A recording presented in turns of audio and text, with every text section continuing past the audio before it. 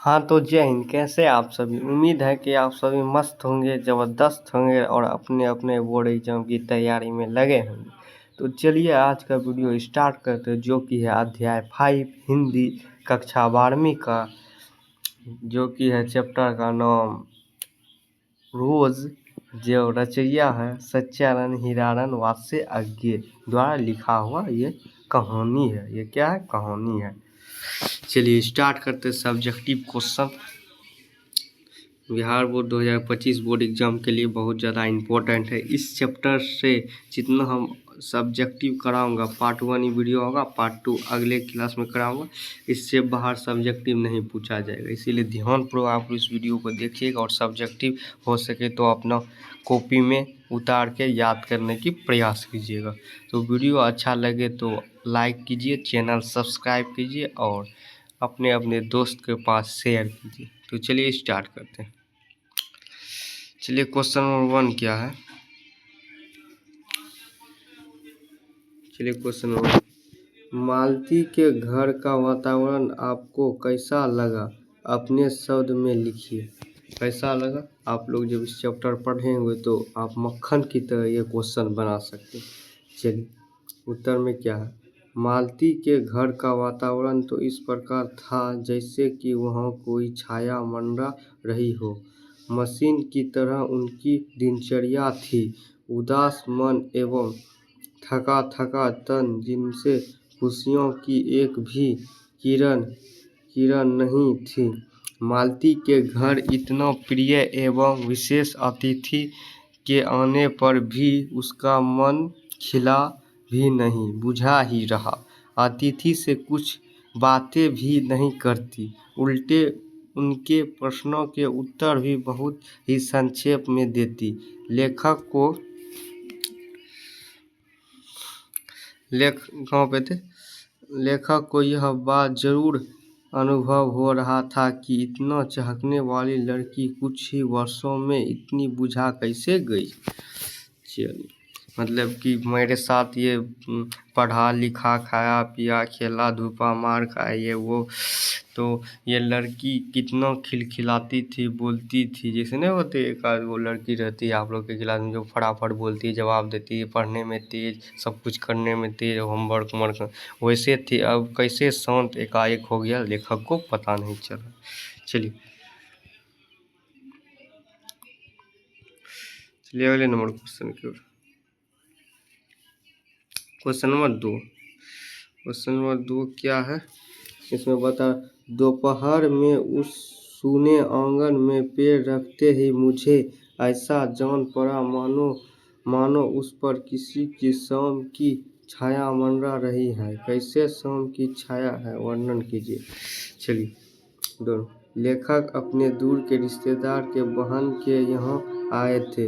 यहाँ वही बहन थी जिनके साथ लेखक का बचपन बीता था।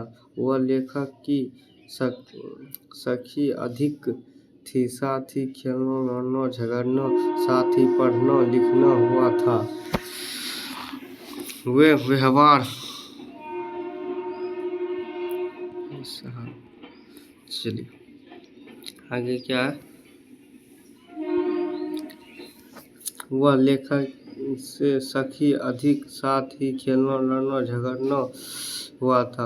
वे व्यवहार से बिल्कुल स्वच्छ थी। शादी के बाद औरत में इतना बदलाव आ जाता है कि वह अपने भाई सखा और अतिथि के आने पर भी जरा सा उल्लास नहीं दिखाई पाती।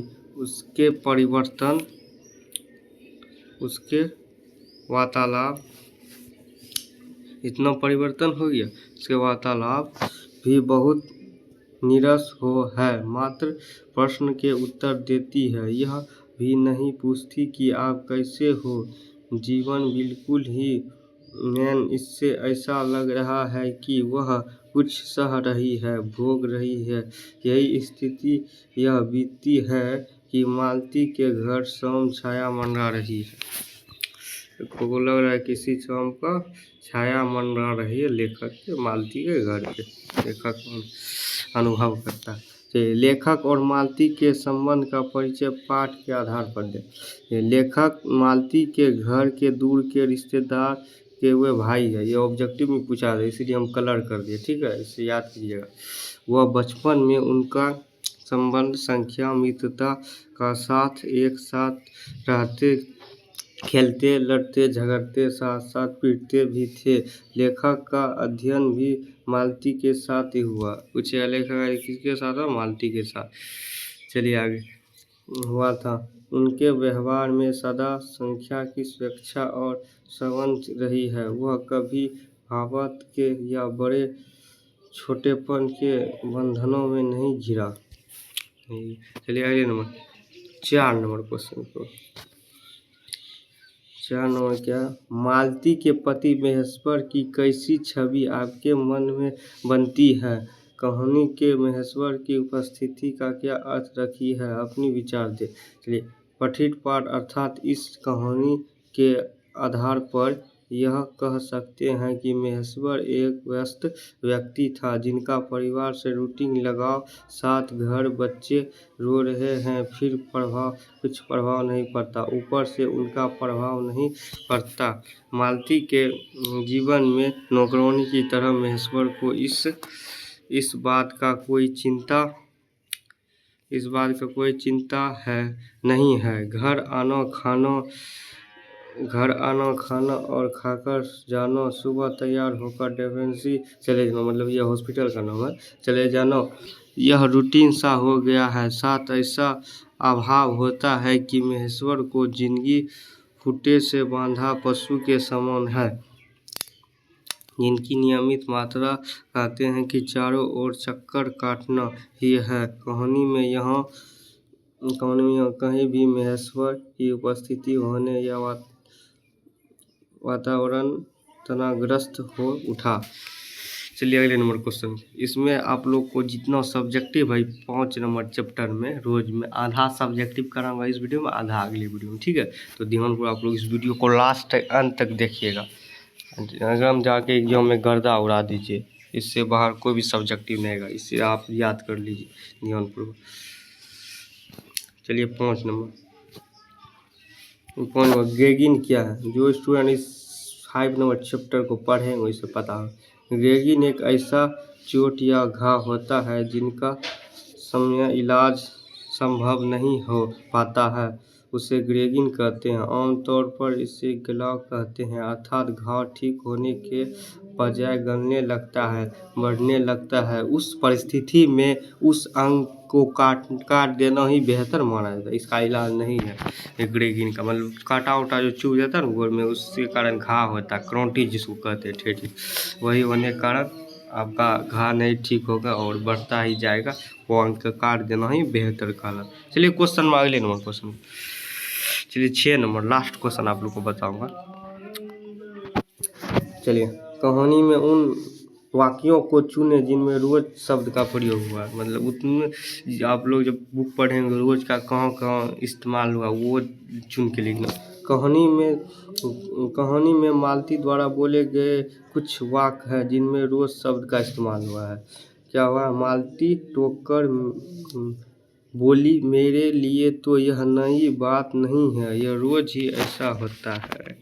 चलिए कम से कम 4-5 लिख देना है, मिल जाएगा नंबर। 2 नंबर होगा, 2-3 लिखेगा चल जाएगा। वाक्य 5 नंबर होगा, 5 को कम से कम 4। वाक्य पानी का क्या हुआ? क्यों पानी का क्या हुआ? रोज ही ऐसा होता है, कभी वक्त पर नहीं आता। चलिए 3 नंबर, मैं तो रोज ऐसा बातें सुनती हूँ, मालती बोल। चलिए 4 नंबर क्या बात है? 4 नंबर, धीरे से बोली कि मेरे तो रोज इतने समय हो जाते हैं। तो इतने समय कितना समय हो जाता है ये भी आपको याद है, कितना समय? 11 बज जाता है। तो एग्जाम ये पूछता ऑब्जेक्टिव कितना समय हो जाता है, मालती कम कर दे, 11 बज जाता है। चलिए रात में 11। चलिए 7 नंबर का जो है 7 नंबर आपको कल से 7 नंबर का सब्जेक्टिव बताऊंगा, ठीक है, अगले वीडियो। तो वीडियो अच्छा लगे तो वीडियो को लाइक कीजिए, चैनल सब्सक्राइब कीजिए और आप लोग 1000 सब्सक्राइब करने में मेरी मदद कीजिए, अपने दोस्त के पास शेयर कीजिए और इस वीडियो पे आप लोग लाइक दबा के कीजिए और कमेंट कीजिए जितना कर सकते हैं, ठीक है। और आप लोग से विदा लेते हैं। इसी तरह आप लोग ज्ञान ऑनलाइन क्लासेस को CLASSES ऑनलाइन क्लासेस को इसी तरह सपोर्ट करते हैं। तो धन्यवाद, आप लोग से अगले वीडियो में मिलते हैं। जय हिंद।